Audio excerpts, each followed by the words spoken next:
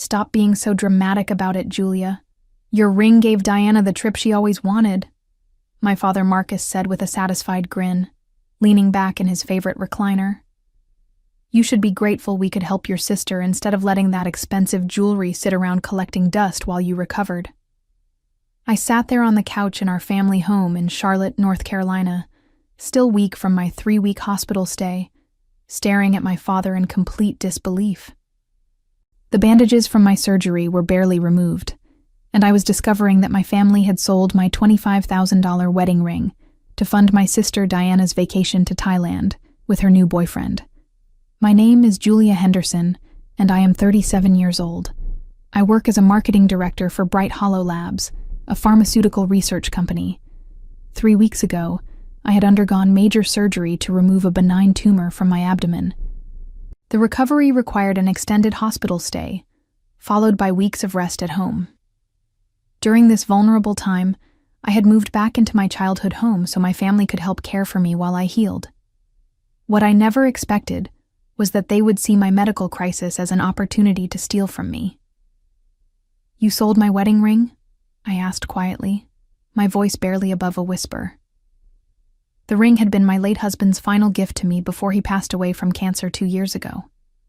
It was not just expensive jewelry. It was the last tangible connection I had to the love of my life. Diana bounced into the living room at that moment, her skin glowing with a fresh tan and her eyes sparkling with excitement. She was 29 years old, 8 years younger than me, and had always been my father's favorite child. Everything had always come easily to her, and when it did not, our father made sure to smooth the way. "Julia, you are finally awake," Diana exclaimed, rushing over to hug me. "I just got back from the most amazing 3 weeks in Thailand. The beaches were incredible, and the food was to die for. You would not believe the elephant sanctuary we visited." I felt a chill run down my spine as the pieces began falling into place. 3 weeks? I repeated slowly. Yes. Dad surprised me with the most generous gift. He said you wanted me to have an amazing vacation since I had been working so hard at the real estate agency. Diana's smile was radiant, completely oblivious to the darkness of what had actually transpired. My father's eyes met mine with a challenging stare. Diana deserved that trip, Julia. She has been struggling financially, and you have always had everything handed to you. It was time for you to contribute to this family for once. The cruelty of his words hit me like a physical blow, but something inside me remained eerily calm. I smiled sweetly at both of them, feeling a strange sense of satisfaction wash over me. There was something they did not know about that ring. Growing up in the Henderson household had taught me early that Diana could do no wrong in our father's eyes. My mother had passed away when I was 15, leaving Marcus to raise 2 daughters alone. Instead of treating us equally, he'd clearly chosen his favorite child and made no effort to hide his preference. Throughout high school and college, Diana received new cars, expensive clothes, and trips to Europe, while I worked part-time jobs to pay for my own expenses. When I graduated with honors from the University of North Carolina and landed my first job in pharmaceutical marketing, Marcus barely acknowledged my achievement. When Diana dropped out of college after 2 years to pursue various failed business ventures, he called her entrepreneurial and continued funding her lifestyle. The pattern continued into adulthood. When I married my husband David 5 years ago, Marcus complained about the cost of the wedding and suggested we should have eloped. When Diana announced her engagement to a man she had known for 3 months, Marcus immediately offered to pay for an elaborate celebration. That engagement fell apart within 6 months, but Marcus never mentioned the wasted money. David had been my refuge from the family dysfunction. He was a gentle, brilliant man who worked as a biochemist at the same company where I built my career. We supported each other's dreams and created a peaceful life together, far from the chaos of my childhood home. When David was diagnosed with aggressive lung cancer at 32, our world shattered. The 18 months of his treatment were the most challenging period of my life. I took family leave to care for him, spending our savings on experimental treatments and specialists. Marcus never offered to help financially, claiming he was still supporting Diana and could not afford to assist us. During David's final weeks, when I was exhausted and heartbroken, Marcus actually suggested that I should move back home after David's death, because Diana could use the company. David's final gift to me was the stunning diamond wedding ring he had saved for months to afford. He presented it to me on our 4th anniversary, just 2 months before his diagnosis. "I want you to have something beautiful that reminds you how much you are loved," he had whispered, sliding the platinum band with its flawless 3-carat center diamond onto my finger. After David's funeral, Marcus made several comments about how impractical it was for me to keep wearing such an expensive ring. He suggested I should sell it and invest the money more wisely. Diana had also mentioned multiple times how gorgeous the ring was and how she wished she could afford something similar for herself. Their interest in my ring had not gone unnoticed. During the past year, I had caught Diana photographing it when she thought I was not looking. Marcus had asked pointed questions about its value and whether I had it appraised for insurance purposes.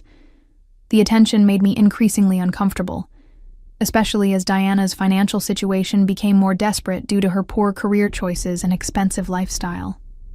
3 months before my surgery, I had made a decision that now seemed remarkably prescient.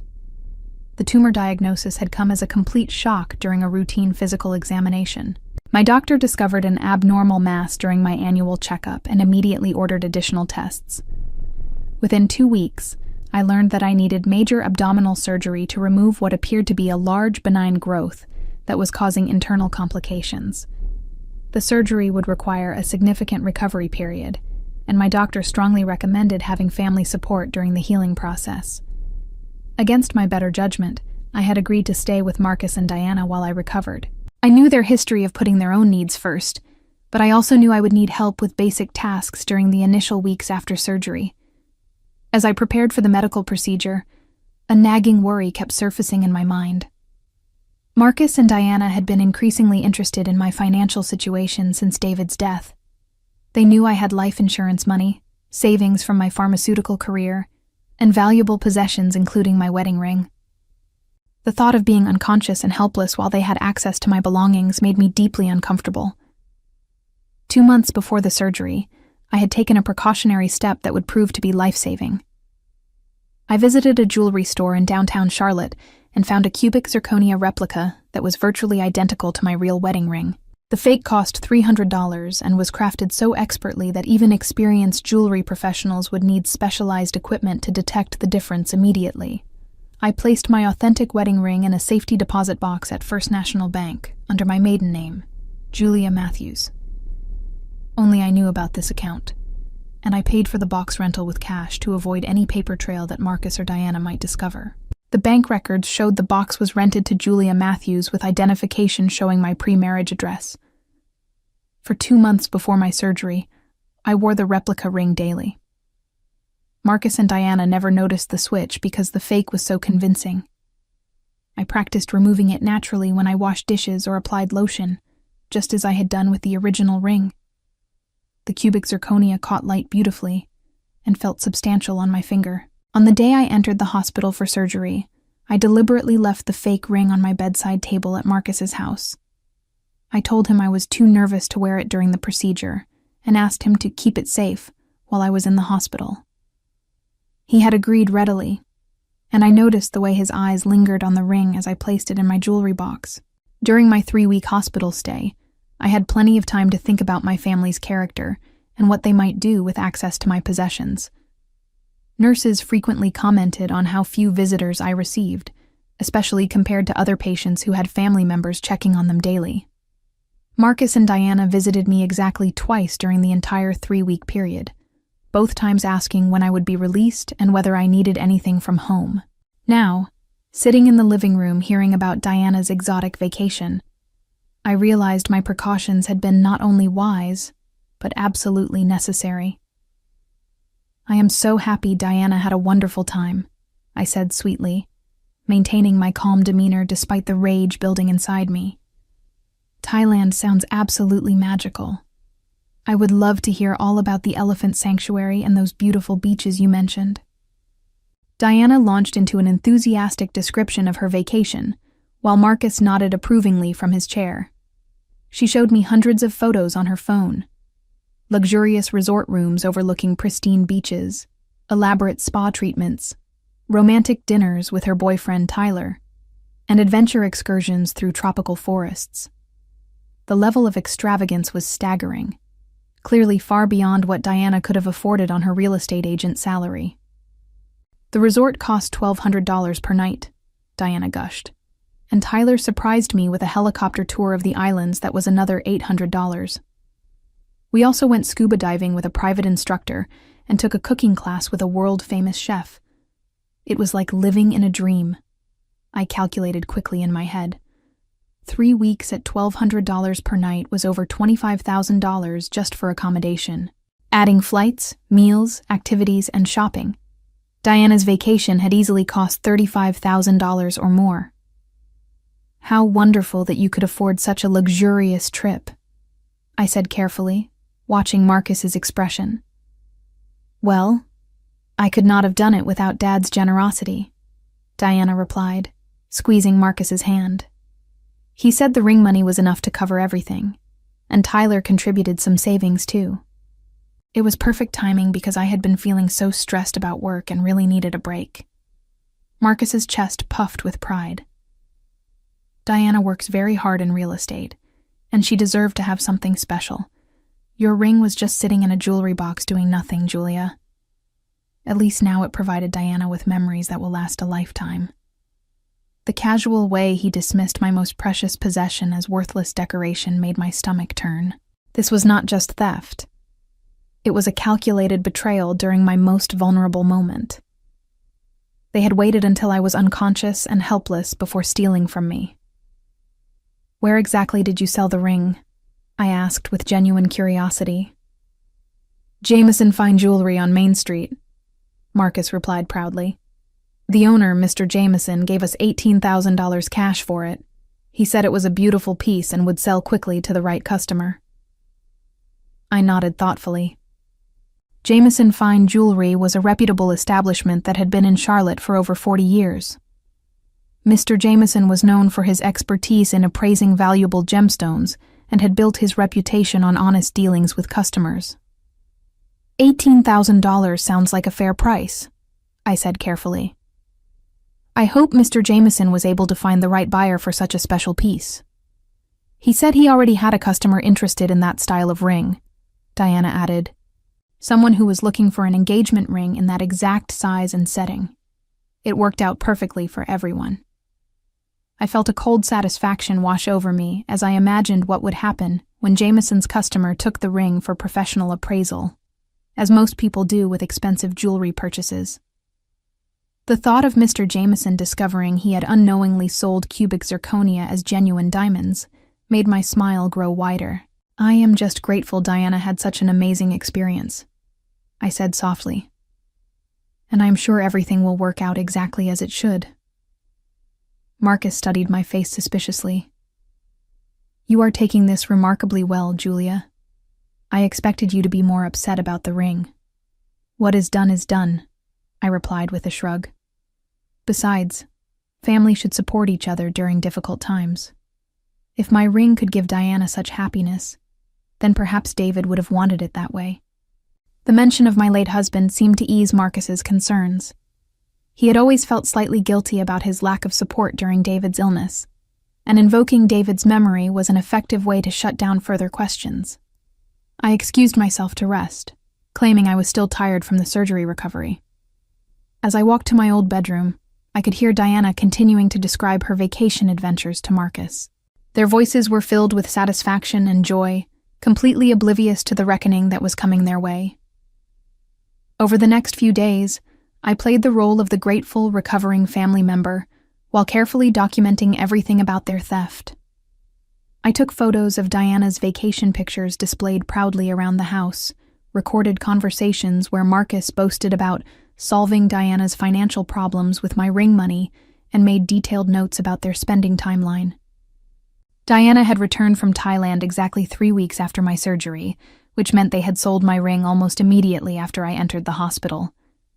The calculated nature of their timing was particularly cruel. They had not even waited to see if I would survive the surgery before stealing from me. "I was so worried about you during the operation," Diana said over breakfast one morning, completely contradicting her actions. "But Dad said you would want us to make good use of the ring money while you were recovering. He thought it would cheer you up to know I was having a wonderful time." Marcus nodded solemnly. "I knew you would want Diana to benefit from your ring, rather than having it locked away unused. You have always been such a generous sister." Their ability to rewrite history and present themselves as thoughtful family members was breathtaking. They had genuinely convinced themselves that stealing from me during surgery was somehow an act of love and consideration. I called my office to check on work projects, using the conversation to casually mention my timeline for returning to Charlotte. My colleagues at Bright Hollow Labs expressed concern about my recovery and suggested I take additional time off if needed. I assured them I was healing well and would be back to full capacity soon. That afternoon, I drove to First National Bank to check on my safety deposit box. The real wedding ring sparkled brilliantly under the bank's fluorescent lights, its 3-carat center diamond catching every ray of light with stunning brilliance. The craftsmanship was exquisite, with smaller diamonds surrounding the center stone in a platinum setting that David had chosen specifically to complement my hand. I held the ring for several minutes, remembering the day David had surprised me with it. He had planned an elaborate presentation during our anniversary dinner, getting down on one knee in the restaurant to present it as a symbol of his eternal love. The memory brought tears to my eyes, but also strengthened my resolve to protect David's legacy from my family's greed. The contrast between my genuine ring and the cubic zirconia replica was subtle but significant. While the fake looked convincing to casual observers, the real diamonds had a depth and fire that no artificial stone could replicate. A professional jeweler with proper equipment would identify the fake immediately upon close examination. I returned the real ring to its secure box and drove back to Marcus's house, where Diana was showing neighbors more photos from her Thailand vacation. She had invited several friends over for an impromptu gathering, eager to share stories about her exotic adventure. "Julia's ring made it all possible," Diana announced loudly to the assembled group. "Dad surprised me with the most generous gift by selling it while she was in the hospital. He said she would want me to have amazing experiences rather than letting expensive jewelry sit unused." The neighbors looked uncomfortable with Diana's casual admission that she had funded her vacation with her sister's wedding ring, especially while I was recovering from surgery. Several people glanced at me sympathetically, clearly recognizing the inappropriate nature of the situation. "How thoughtful of your father," one neighbor said carefully, "to make such decisions during Julia's medical crisis." The subtle criticism in her tone went completely over Diana's head, but I caught the disapproving looks exchanged between several guests. Word would spread through the neighborhood about Marcus and Diana's behavior, adding another layer to the consequences they would soon face. I smiled graciously and thanked everyone for their concern about my recovery, playing the role of the forgiving sister while internally counting down the days until their deception would be exposed. 1 week after learning about the theft, I was preparing dinner when the doorbell rang insistently.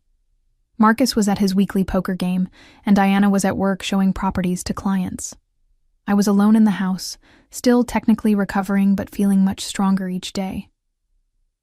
Through the front window, I could see a man in an expensive suit standing on the porch, holding a small jewelry box and looking extremely agitated. My heart rate increased as I realized this might be the moment I had been anticipating.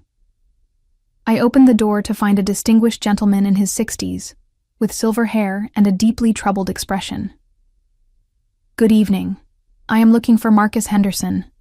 I am Harold Jameson from Jameson Fine Jewelry." "Hello, Mr. Jameson.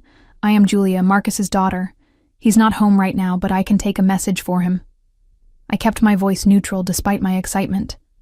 Mr. Jameson's face was grim. "Miss Henderson, I need to speak with your father immediately about a very serious matter. 3 weeks ago, he sold me a diamond ring that he claimed belonged to you. I have discovered that the ring is completely fraudulent." I gasped in apparent shock. "Fraudulent? What do you mean?" "The stones are cubic zirconia, not diamonds," Mr. Jameson explained, his voice tight with anger. "I sold the ring to a customer yesterday for $22,000. When she took it for insurance appraisal this morning, the gemologist immediately identified it as worthless costume jewelry. My customer is threatening legal action, and my reputation is on the line." I invited Mr. Jameson inside, expressing appropriate concern and confusion. "I cannot understand how this could have happened. That ring was my late husband's gift to me, and he assured me it was genuine." "Miss Henderson, either your husband was deceived when he purchased this ring, or someone in your family knowingly sold me fake jewelry," Mr. Jameson said firmly. "I need immediate restitution of the $18,000 I paid, plus damages for the humiliation I have suffered with my customer." At that moment, Diana burst through the front door, having returned early from work. She froze when she saw Mr. Jameson, her face paling as she recognized him. "Mr. Jameson, what brings you here?" Diana asked with forced cheerfulness. "Miss Henderson," Mr. Jameson turned to face Diana, "I am here because your father sold me fraudulent jewelry 3 weeks ago. The ring you claimed was worth $25,000 contains nothing but worthless cubic zirconia." Diana's mouth dropped open in genuine shock. "That is impossible. Julia's ring was definitely real. She wore it every day for years." "I have the gemologist's report right here," Mr. Jameson said, pulling out official documents. "Every stone in that ring is artificial. Your father committed fraud, and I demand immediate payment of $18,000 plus additional compensation for my damaged reputation." I watched Diana's face as the reality sank in. Her vacation, her exotic adventures, her bragging to neighbors and friends, all of it had been funded by worthless fake jewelry. The humiliation was visible as her confident expression crumbled into confusion and fear. "But Julia wore that ring constantly," Diana protested weakly. "How could it be fake?" Mr. Jameson's expression was unforgiving. "That is between your family and the police, Miss Henderson. I will be filing criminal fraud charges tomorrow morning, unless I receive full restitution tonight. Your father assured me the ring was authentic and valuable. He committed a serious crime." Just then, Marcus's car pulled into the driveway. Through the window, I could see him parking and gathering his things from the poker game. He looked relaxed and satisfied, completely unaware that his world was about to collapse. Diana and I stood frozen in the living room, while Mr. Jameson waited by the door, still holding the jewelry box containing the worthless ring that had destroyed their credibility and financial security. Marcus walked through the front door whistling cheerfully, clearly having had a successful evening at poker. His smile vanished immediately when he saw Mr. Jameson standing in the living room with Diana and me, all wearing serious expressions. "Mr. Henderson," Jameson said without preamble, "I am here about the ring you sold me 3 weeks ago. It is completely fraudulent." Marcus's face went through a series of expressions: confusion, denial, and then growing panic as the implications became clear. "What are you talking about?" "Julia's ring was genuine. She wore it for years. Every stone in this ring is cubic zirconia," Mr. Jameson stated, opening the jewelry box to reveal the fake ring. "My customer discovered this when she took it for insurance appraisal. I sold her worthless costume jewelry for $22,000, and now she is threatening to sue me for fraud." Marcus sank into his recliner, his face draining of color. "But that is impossible. Julia, tell him about your ring. David bought it from a reputable jeweler." I took a deep breath, knowing this was the moment I had been waiting for. "Actually, Dad, I need to tell you something important about that ring." All eyes turned to me as I maintained my calm composure. 3 months ago, I had my ring appraised for insurance purposes. The jeweler mentioned how vulnerable expensive jewelry can be to theft, especially during times when people are incapacitated or hospitalized. He suggested I consider keeping a replica for daily wear while storing the original safely. Marcus's eyes widened as understanding began to dawn. Diana grabbed the back of a chair for support. I had an exact cubic zirconia replica made and began wearing it instead of my real ring.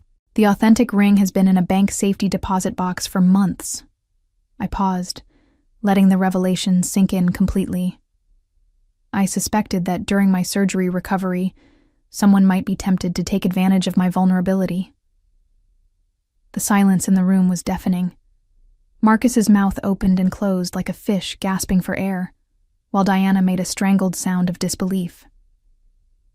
"You deliberately set us up," Marcus whispered, his voice filled with shock and growing rage. "You knew we would sell your ring, so you left us a fake." "I protected my most valuable possession because I know my family's character," I replied calmly. "I never told you to steal from me during my surgery. I never gave you permission to sell my ring. You made those choices entirely on your own." Diana collapsed onto the couch, her face buried in her hands. "Oh my God, we are going to jail. Tyler will leave me. Everyone will know we are thieves and frauds." Mr. Jameson's expression had shifted from anger to fascination as he watched the family drama unfold. "Miss Henderson, are you saying you anticipated this theft and prepared accordingly?" "I hoped my family would respect my belongings during my medical crisis," I said carefully. "But I also took precautions to protect something irreplaceable, my late husband's final gift to me." Marcus stood up abruptly, his face red with fury. "You manipulated us. You knew we needed money, and you deliberately left fake jewelry knowing we might sell it." "I left my ring in my jewelry box in my room," I corrected firmly. "You stole it without permission while I was unconscious in a hospital bed. The fact that you stole something worthless instead of something valuable does not change the nature of your crime." Mr. Jameson cleared his throat. "Regardless of the family dynamics, I still need $18,000 immediately. My customer is demanding refunds, and I have lawyers threatening lawsuits. This situation has severely damaged my business reputation." Marcus turned desperate eyes toward me. "Julia, you have to help us. Get your real ring, and we can sell it to fix this mess." I smiled sweetly at my father. "My real ring is safely protected where thieves cannot reach it. You made your choices, Dad. Now you get to live with the consequences." Marcus and Diana sat in stunned silence as their world crumbled around them, finally understanding that their greed and cruelty had led them into a trap of their own making. The daughter they had underestimated and betrayed had outsmarted them completely, and now they faced criminal charges, financial ruin, and social humiliation for their failed attempt to profit from her medical crisis. Marcus and Diana faced immediate criminal fraud charges and civil lawsuits when Mr. Jameson filed police reports the following morning, leading to their arrests and a highly publicized court case that destroyed their reputations throughout Charlotte. Diana lost her real estate license when her criminal conviction became public record, while Marcus faced professional sanctions that ended his financial planning career and forced him to declare bankruptcy to pay legal fees and restitution.